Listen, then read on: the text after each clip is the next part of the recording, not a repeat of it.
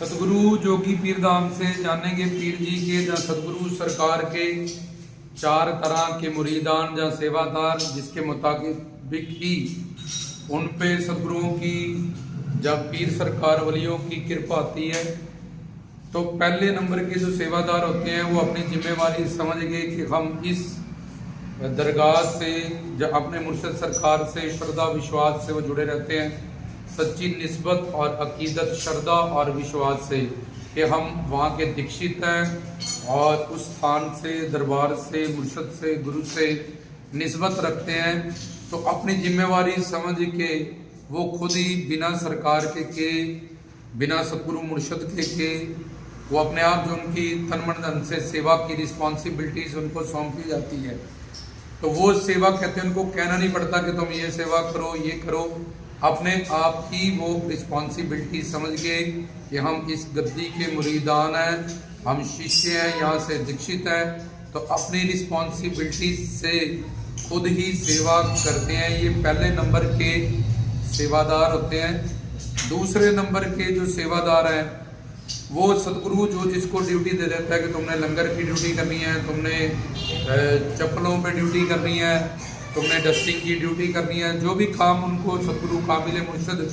सरकार की तरफ से सौंपा जाता है, तो वो दिल से उस सेवा को निभाते हैं और करते हैं जिम्मेवारी। ये दूसरे नंबर के सेवादार। तीसरे नंबर के सेवादार जिनको सतगुरु सरकार कहते हैं कि ये काम करना है तुमने, ये तुम्हारी रिस्पॉन्सिबिलिटीज है, वो काम करते तो ज़रूर हैं, लेकिन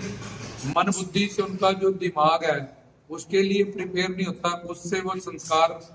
संसार में घूमते रहते हैं। जब सोचते हैं कि यार हम तो सिर्फ माथा टेकने गए थे,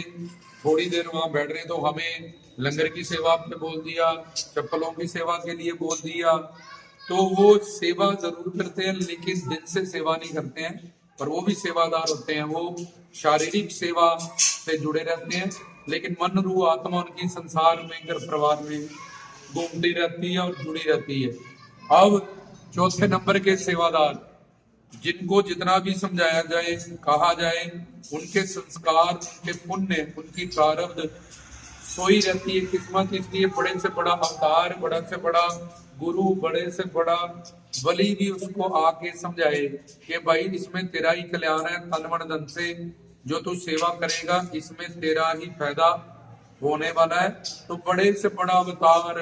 संत महापुरुष पीर फकीर वली, क्योंकि अगर बच्चा के मैंने पढ़ना ही नहीं है तो फिर जितना भी कामिल टीचर हो उसको पढ़ाएगा कैसे। जैसे भैंस को तुम कितनी भी फेयर एंड लवली लगाओ उसका रंग सफेद नहीं हो सकता, तो ऐसे ही वो चौथे नंबर के सेवादार खुद को सेवादार समझते हैं कि हम भी सेवा